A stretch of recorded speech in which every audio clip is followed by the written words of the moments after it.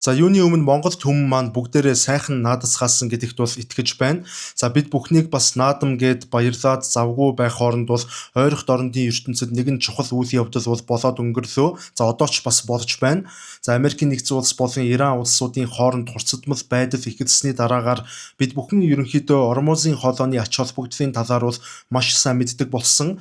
За тэгвэл одоо тухайн бүс нутагт Ормозын хоолойноос дутхааргүй стратегийн өндөр ач холбогдолтой өөр нэгэн хоолой байдаг. За тэр хоолойг араб хэлээр одоо нулимсэн зам хэмээн орчуулдаг. Нэг ёсондоо энэтхийн далаагаас улаан тэнгист нэвтэрдэг Баб эль-Мандебийн хоолой юм а. Энэхүү хоолойг арабаар нулимсэн зам хэмээн нэрлэсэн тус хоолойн түүхийн туршид их гүрнүүдийн мөргөлдөөн цус асгаруулсан тулааны талбар байж ирсэнтэй шууд холбоотой. За өнөөдөр Баб эль-Мандебийн хоолойгоор дэлхийн нийт далайн тээврийн 12-оос илүү хувь. За тэр дундаа Азиас Европыг зорих эрчим хүч түүхийд өргөн хэрэглээний барааны гол урсгал дайран өнгөрч цаашлаад Суэцийн сувгаар дамжиж Европ руу хүрдэг. За энэхүү амин чухал судсыг хяналтандаа авах нь дэлхийн худалдааны зүрхний цогцлтыг удирдахдаа агаар нэг үйл явдал бөгөөд яг энэ цаг мөчид өнөөдөр одоо орчин цагийн хамгийн эгзэгтэй сүүдрийн дайн бол өрнөж эхлээд байна гэж хэлж болно. За энэхүү сөргөлтөөний нэг талд дэлхийн далайн тээврийн аюулгүй байдлыг хамгаалах мөн өөрийн ноёрхлоо хадгалахыг зорьсон Америкийн нэгдсэн улс болон түүний холбоотон орнууд зогсож байгаа бол нөгөө талд ойрох дорнод дахь нөлөөгөө өдрөөс өдөрт тэлж Америкийн нэгдсэн улсын эдийн засгийн шахалтын эсрэг хариу арга хэмжээ өгөхийг эрмэлзэж байгаа Иран улс бол өөрийн байр суурь бэхжүүлж байна.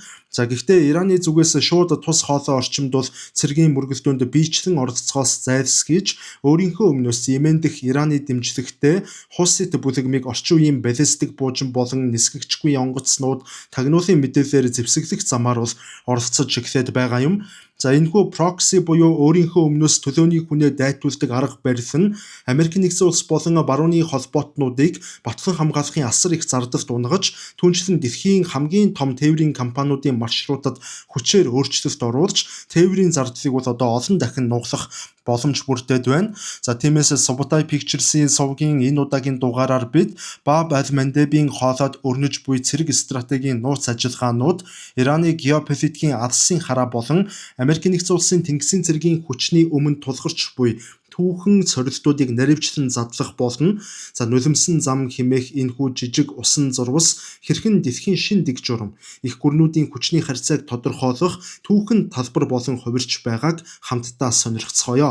Тэгэхээр манай өнөөдрийн дугаарын хамтран ажиллагч байгууллагаар BGM Asset Management хөрөнгө оруулалтын компани хамтран ажиллаж байна.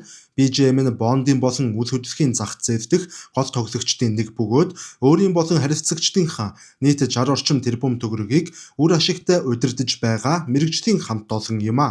Тэгэхээр бид бүхэн энэхүү Баб эль-Мандебийн хоолойны стратегийн ач холбогдлыг бүрэн ойлгож одоо ухаарахын тулд юуны өмнө одоо энэхүү хоолойн газар нутгийн байрлалын өвөрмөц тогтоц дэлхийн худалдааны урсгалд гүйцэтгэх одоо нөлөөлөл үүргийг тоо баримттайгаар бол задлан ярих шаардлагатай. За энэхүү усан хоолой нь бол одоо хамгийн нарийн хэсэгтээ бол ердөө 26 км-ийн өргөнтэй байдаг. За мөн дундаа одоо Перим гэдэг нэг жижигхэн арлаар бол тусгаарлагддаг ийм онцлогтой. За иймээс одоо асар том овор хэмжээтэй хүнд ачаа тээвэрлэж яваа хөлөг онгоцнууд бол одоо маш нарийнхан нэг шугамар ар араасаа одоо дараалсан одоо нэг араас дараалсан хурдаа хасаж багасгаж явахаас өөр сонголтгүй ийм байдалтай бол тулгардаг.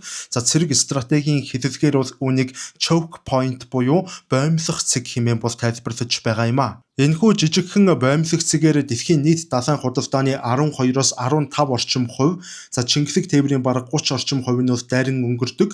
За зөвхөн нэг өдрийн дотор гэхэд хэдэн сая торох газрын тос, сая тонн шингэрүүлсэн байгалийн буюу LNG, за Персийн булангаас гарч одоо энэ хоолойгоор дамжин Европын эрчим хүчний тэр их цангааг тайлдаг. Хэрвээ Суэцийн сувг Европыг Азтай холбодог автан гүүрэн юм бол Баб эль-Мандебийн хоолой нь за тэрхүү цоочтой одоо гүрний бол одоо цоочтой хаалх нь гэсэн үг. Энэ хаалга түр хугацаанд хаагдах төдийд дэлхийн нөгөө өнцөгт шатхууны үн өсөж худалдааны бүхэл бүтэн сүлжээ хямарч инфляцийн түвшин огцом хөөрөх эрсдэлтэй байдаг нь за энэ бус нутгийн одоо эдийн засгийн амин чухал ач холбогдлыг бол маш тодорхой батлан харуулдаг. За гэхдээ энэхүү асар их ач холбогдол нь өөрөө түүний хамгийн ноцтой эмзэг цэг нь бол яг өнөөдөр болж хувираад байна. Геополитикийн хувьд уг хоолой нь одоо эрэг орчмын улсууд ялангуяа Йемений уулархаг нутаг дэвсгэрээс бол шууд хяналт тогтоох, галын цохилт өгөхөд бол маш тааламжтай одоо ойрхон орчинд байрладаг. Орчин үеийн дайны тактикт бол тэгш бус хэмтэй дайн гэдэг ийм ойлголт бий болсон. За Ираны хувьд Америкийн нэгдсэн улсын Тэнгисийн цэргийн хүчирхэг флоттой задгаа далаад бол нүр тулгаран байлдах ямар ч боломжгүй гэдгийг бол хүн бүхэн мэднэ. Харин Баб эль-Мандебийн хоолой шиг тийм нарийнхан зурвас нутагт бол тэд нэр Йемен дэх өөрсдийн дэмжлэгтэй Хусит бүлэгмээр дамжуулан хэдэн мянган долларын үнэтэй камиказе дронууд, за мөн радарт баригдахгүй шахам хурдан хөдөлгөөнт одоо тесрэгч завинууд, мөн уулын агуунуудаас харвах хөлөг онгоц эсэргүүцэгч баллистик пуужингуудыг ашиглан олон тэрбум долларын өртөгтэй барууны байлдааны хөлөг онгоцнууд болон за авраг том хэмжээтэй тээврийн онгоцнуудыг бол хялбархан онилж өөрсдийн бай болгох юм давуу талтай.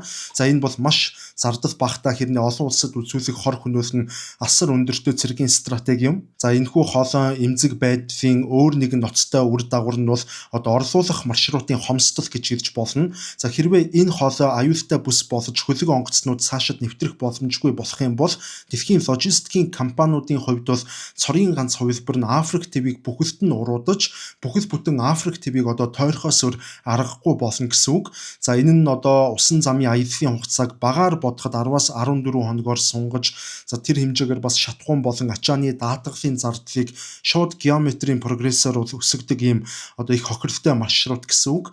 За Иран улс энэхүү логистикийн хүндрэл эмзэг байдлыг бол маш нарийн тооцоолсон. За өөрийн одоо нэгж цэргийнхээ амийг эрсдэлд оруулахгүйгээр дэлхийн нийлүүлэлтийн сүлжээний хамгийн эмзэг одоо судсан дээр хутга тулгаж Америкийн нэгдсэн улс болон түүний холбоотнуудыг геополитикийн болон эдийн засгийн одоо хүндхэн шахалтанд оруулж чадаж байгаа нь за монголчууд бид бүхнийг ингэж баяр наадмаа тэмдэглээ завгүй байх өдрүүдэд болсон одоо ийм онцлог үйл явдал болсон ингэж харагдаж байгаа юм аа. За тэгвэл олон улсын цэрэг болон стратегийн тавцсанд бол одоо Иран улсын одоо гайхалтай боловч туйлын тийм аюултай нэгэн стратегийг бол маш амжилттайгаар бол хэрэгжүүлж эхлээд байгаа нь. За өнөөдрийн бид бүхний яриад байгаа proxy дайн буюу одоо төлөөний хүнээ дайтуулдаг дайн гэж одоо ингэж ойлгож болно. За энэ бол одоо дайсагнагч талууд бол мэдээж шууд өөр хоорондоо тулалдаж мөргөлдөхгүйгээр өөрийнхөө өмнөөс өөр улс эсвэл одоо өөр нэг зэвсэгт бүлэглэлийг тулалдуулах энэ явдлыг бол хийлээд байгаа. За Баб эль-Мандебийн хоолойд өрнөж буй өнөөгийн хямралыг ойлгохын тулд Ираны эсэргүүцлийн тэнхлэг буюу одоо Axis of Resistance гэж бол нэрлээд байгаа. За яг энэ бол одоо Ираны сүүлийн үеийн гадаад бодлогын цөм гэж одоо ойлгож болно. Тэгвэл яг энэ цөм бодлого болсон энэ Хусит босогчдын гүйцэтгэж буй өнөөдрийн одоо гүйцэтгэж буй түүхэн үүргийг бол наривчлан судлах шаардлага бол одоо бид бүхэнд зайлшгүй үсэд байгаа юм аа. Йемений хойд хэсгийн уулархаг нутгаас гаралтай албан ёсоор Ансар Аллах хэмээн нэрлэгддэг хуситууд нь за анхлан одоо бүс нутагтаа гадуурхагдсан тийм шашны цөөнхийн зэвсэгт бүлэглэл төдийхөн байсан бол өнөөдөр харин улаан тэнгисийн эрэг орчмыг бараг бүхэлд нь шахуух хяндаг бүс нутгийн хэмжээний хүчирхэг цэргийн хүчин болон хувираад байгаа. За тэдний энэхүү огцон өсөлт нь бол мэдээж хэрэг Ираны армийн тэр исламын хувьсгалт гвард за тэр дундаа гадаад дахь тусгай ажиллагааг хариуцдаг Ираны Кудс хэмээх тусгай хүчний тасралтгүй бөгөөд одоо нууцлаг дэмжлэгтэй бол шууд холбоотой. За Иранчууд тэднийг зөвхөн үзэл сурталын хувьд дэмжиж зогсохгүй урт хугацааны туршид зэвсэг техникийн эд ангиудыг хууль бусаар хэв дагуулan нийлүүлж за газар дээр нь бол угсрах технологи болон инженерийн мэдлэгийг давхар хуситчуудад бол одоо дамжуулан өгсөн байдаг. За ийхүү одоо хэдхэн жилийн өмнө Калашников буугаар зэвсгэлсэн ийм уулын дайчид байсан хуситчууд за өнөөдөр 2000 км-ийн алсад хүрэх баллистик пуужинтай, далавчид пуужингуудтай, орчин үеийн камиказе дронуудтай, за мөн одоо радарт үл баригдах алсын удирдлагатай тесрэгч завинуудыг ашиглан бүс нутгийнхын хүчирхэг гүрнүүдийн эсрэг сүрэн зогсож чаддаг болсон. За үүнээс гадна Ираны тагнуулын хөлөг онгоцнууд улаан тэнгис болон Адени буланд одоо байнга эргүүл хийж барууны Арилжааны болон Байлдааны хөлөг онгоцнууд байгууллагуудын наривчилсан байршил, тэдний хөдөлгөөнүүдийг хөдөлгөөний талаарх мэдээллүүдийг хусидчуудад шууд дамжуулж байгаа нь хусидчуудын энэ бүх хавталгуудыг бол гайхалтай оновчтой бас туйлын аюултай болгож байна. За тэгвэл Иран улс яагаад өөрөө шууд довтлохгүйгээр заавал хусидчуудыг бол ашиглаж байна вэ гэдэг ийм асуулт гарч ирнэ. За энэ бол үгүйсгэх боломж буюу олон улсад plausible deniability хэмээх дипломат болон цэргийн гарамгай өнгөлөн давталт гэж хэлнэ. За Ираны эрх баригчид бол хусидчуудын эрдэв хорлон сүтгэх ажиллагаа болон тэр бүх дайралт сөрөг үйлдэлүүдийг бол хуулийн дагуу энэ бүх үйлдэлүүдийн өмнөөс ямар ч хариуцлага хүлээх тийм эрх зүй байхгүй. За учир нь иранчууд өөрсдөө хизээч өөрсдийн биеэр дайралт хийгээгүй. Нэгэнт иранчууд дайралт хийсэн гэх баримт байхгүй учраас Америкийн нэгдсэн улс болон Израилийн зүгээс Ираны газар нутаг руу шууд дайралт хийх үндэслэл бол үүнийгээ дагаад бий болохгүй гэсэн үг. За өөрөөр хэлбэл Иран улс өөрийн нэг ч цэргийнхэн цусыг урсгахгүйгээр өөрийн дид бүтэцт ганц ч бөмбөг унгахгүйгээр Америкийн тэнгисийн флотыг эцэс төгсгөлгүй бэлэн байдалд байлгаж барууны эдийн засагт бол олон тэрбум долларын хохирол учруулж чадаж байна гэсэн үг.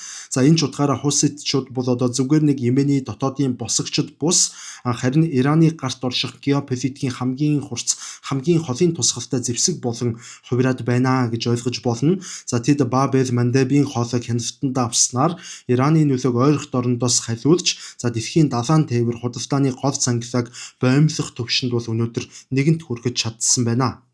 За тэгвэл Америкийн нэгдсэн улсын хувьд бол энэ Баб эль-Мандебийн хоолойг боомлуулах нь тус улсын хувьд бол хэрхэвч хүлээн зөвшөөрж болохооргүй стратегийн улаан шугамыг бол нэг ёсондоо давсан үйл явдал гэж хэлж болно.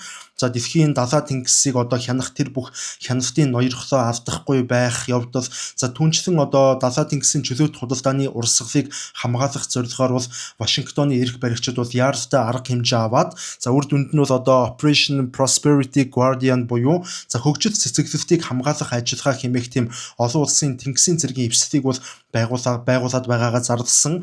За энэ эвслийн хүрээнд бол Америкийн нэгдсэн улс болон Их Британи түүнчлэн бусад холбоотон орнууд бол орчин үеийн радарын систем, агаарын довтлохоноос хамгаалах зэвсэглэлээр тоноглогдсон байлдааны хөлөг онгоцнуудаа бол улаан тэнгис рүү илгээж худалдааны хөлгүүдэд бол өөрсдийнхөө онгоцнуудаар аюулгүй байдлын хамгаалалт нөгөө талаараа бас амьд бамбай болох тийм хүндхэн үүргийг бол хүлээх гэж эхлээд байгаа юм аа. Энэхүү хариу үйлдэл нь үндсэн хоёр чиглэлээр өрнөж байна. За нэгдүгээрт бол тэд нэр өдөр шөнөгүй тасралтгүй эргүүл хийж хусидуудын харвсан тэр бүх баллистик пуужингууд болон тэдний камиказе дронуудыг бол байндаа хүрхээс нь өмнө агаарт нь устгах хамгаалтын ажиллагааг явуулж байна. За хоёрдугаарт гэвэл Америкийн нэгдсэн улс болон Их Британи хамтарсан цэргийн хүчин Йемений нутаг дэвсгэр доторх хусидчуудын радарын станцууд, дроны үйлдвэрүүд, түүнчлэн газар доорх зэвсгийн агуулгууд болон пуужин хөргөх талбайнууд руу урьдчилан сэргийлэх хүчтэй агаарын цохилтуудыг бол өгсөөр байгаа. За гэхдээ энэхүү цэрэг стратегийн үйл ажиллагаа нь Америкийн нэгдсэн улсын тэнгисийн цэргийн хүчнийг бол маш хүнд хэлбэрийн тэгш бус тулаанд бол татан оруулж эхлээд байна. За энэ ямар учиртай гэвэл хамгийн гол асуудал нь зэвсэглийн өртгийн асар их зөрүүний асуудал гэж хэлж болно. За хусидчуудын ашиглаж байгаа тэр Иранд үйлдвэрлэсэн шахаад загварын тэр нисгэгчгүй онгоцнууд нь бол дунджаар загвараасаа хамаарат хүчин чадлаасаа хамаарат 20-50 мянган долларын өртгөөр нэгж нь бүтэж байгаа бол тэдгээрийг устгахын тулд Америкийн нэгдсэн улсын тэнгисийн цэргийнхэн бол тус бүрд нь 2-4 сая долларын үнээр бүтдэг стандарт мissile 2 эсвэл SM-6 зэрэг өндөр технологийн пуужингуудыг бол харван тулалдаж байгаа. За өөрөөр хэлбэл хэдхэн мянган долларын дрон буюу бараг төмрийн сэгийг устгахын тулд хэдэн сая долларын зэвсгийг бол тэд нэр далаа руу харваж байгаа нь эдийн засгийн хувьд Америкийн нэгдсэн улсын батлан хамгаалахын төсөвт бол маш хүнд цохилт болж байна. За үүнээс гадна Йемен рүү өгч буй тэр агаарын цохилтууд ч гэсэн хүссэн үр дүндээ бүрэн хүрч чадахгүй байгаа. За хусидчууд бол олон жилийн турш Сауди Арабтай дайн хийж ирсэн болохоор тэд нэр нэлээд туршлагатай. За тэгвэл тэр туршлага дээрээ үндэслээд өөрсдийнх нь зэвсэг техникээ бол Йемений бартаатай уулархаг нутгууд, газрын гүнд орших, уулын дотор орших агуунуудад бол маш чадварлаг байдлаар нуун давталж сурсан. За пуужин хөргөх төхөөрөмжүүд нь бас маш жижигхэн мөн байнгын хөдөлгөөнтэй маневр сайтай байдаг учраас агаараас илрүүлж устгах нь бол маш хүнд даалгавар болж Америкийн нэгдсэн улсын хувьд бол тулгараад байна. За энэхүү дэлхийн хамгийн хүчирхэг тэнгисийн флотууд бол одоо Баб эль-Мандебийн хоолойг хамгаалж байгаа мэт харагдаж байгаа боловч бодит байдал дээр тэд нэр Ираны одоо хүсснээр эцэс төгсгөлгүй асар их зардалтай тийм амьд манааны ажилд бол уягдаж цаг хугацаа болон санхүүгийн хувьд айжмаар сулдах ийм стратегийн мухардал руу чиглэж байна. За энэ явдал нь их гүрний одоо сүр хүчийг жижиг босгочдын бүлэглэл хэрхэн одоо арга мухардуулж болдгийг харуулсан орчин үеийн дайн байлдааны хамгийн тод одоо гашуун жишээ болж хувирч байна гэж хэлж болно. За түүнчлэн хамгийн гол зүйл гэвэл одоо энэ Баб эль-Мандебийн хоолойд үүсэт буйнхүү зэвсэгт мөргөлдөөн нь бол одоо зөвхөн тийм цэрэг улс төрийн цэрэг эдийн засгийн тийм асуудал байха болоод за дэлхийд даяар оршиж байгаа одоо бүхийс Европ болон ялангуяа Аз ойролт орнуудын тэр бүх айл өрхүүдийн хаалхыг тогших тийм эдийн засгийн хүндхэн хямралыг эхлэлийг бас бий болгож магадгүй нөхцөл байдал үүсэж байгаа юм. За улаан тэнгисийн усан мандалд бол пуужингууд дэлбэрч ачааны хөлөг онгоцнууд шатаж эхлэхдээ зэрэгцээд бол дэлхийн далайн тээврийн аврах том корпорациуд болох бид бүхний зарим нь бол одоо мэдэх бах яг энэ чиглэлийн хүмүүс бол тэр Maersk болон MSC зэрэг одоо өөр бусад тийм томоохон ачаа тээврийн корпорациуд бол одоо маш хүнд шийдвэр гаргахаас өөр аргагүй нөхцөл байдалд бол тулж ирээд байна. За тэд нэр одоо хэдэн тэрбум долларын өртөгтэй ачаанууд болон өөрсдийнх хөлөг онгоцнууд багийн гишүүдийг бол дайны тэр аюултай бүс рүү оруулж эрсдэлд оруулахгүй тулд хөлөг онгоцнуудаа бол Африк ТV-г бол бүхэлд нь доогуур нь тойроод за Cape of Good Hope буюу одоо сайн итгэлтийн хошуу гэж орчуулад байгаа энэ сайн итгэлтийн хошуугаар тойрон аялах энэ маршрутыг бол хүссэн үсээгүй сонгож эхлээд байна. Энэхүү албадмал шийдвэр нь бол дэлхийн нийлүүлэлтийн гинжин хэлхэнд яг л цусны эргэлтэд зогсох мэт хүчтэй дөргөлтийг өгж эхлээд байгаа. За Аз твээс Европ руу очих усан замын аялал бол дунджаар 10-аас 14 одоо хоногоор уртсаж нэг хөлөг онгоцны туулах зам ойролцоогоор 6000 орчим километрээр бол шууд нэмэгдэж эхэлнэ гэсэн үг. За үүнийг дагаад нэг аялалд зарцуулах хүнд шатхууны зардал бол сая доллараар өсөж за Чингэлэг тээврийн эргэлт бол бүхэлдээ саажилтанд орно. За хамгийн ноцтой нь улаан тэнгисээр зайлшгүй дайрах шаардлагатай болсон цөөн хэдэн хөлөг онгоцнуудын хувьд за дайны эрсдлийн даатгахын хураамж бол хэд дахин нугарчвал тэнгэрт хадаж эхлээд байна. За энэ бүх логистикийн хямрал нь эцсийн дүндээ дэлхийн аж үйлдвэрлэлийн салбарт бол шууд нөлөөлж эхлээд байна. За Аз твээс тээвэрлэгдэх машины, эд ангиуд, электроник, за мөн химийн бодиснууд болон өргөн хэрэглээний бараа бүтээгдэхүүнүүд Европ болон Америкийн бомбуудад бол хугацаанд очиж чадахгүй болсноор томоохон үйлдвэрүүдэд зогсолтод орж магадгүй болоод байгаа юм. За жишээлбэл Европын томоохон автомашин үйлдвэрлэгчид өөрсдийнхээ эд ангийн хомсдлоос үүдэн угсралтын шугамаа бол түр хугацаагаар хаах зэргийн бодит хүндрэлүүд ар араасаа гарч ирэв. За мөн ойролт дорндоос одоо гарах шингэрүүлсэн байгалийн хий буюу LNG болон газрын тосны урсгал удаашрснаар дэлхийд даяар эрчим хүчний зах зээлд бол үнийн савлгаа дахин хүчтэй үүсэх эрсдэл бол тогтмол нэмэгдсээр байна.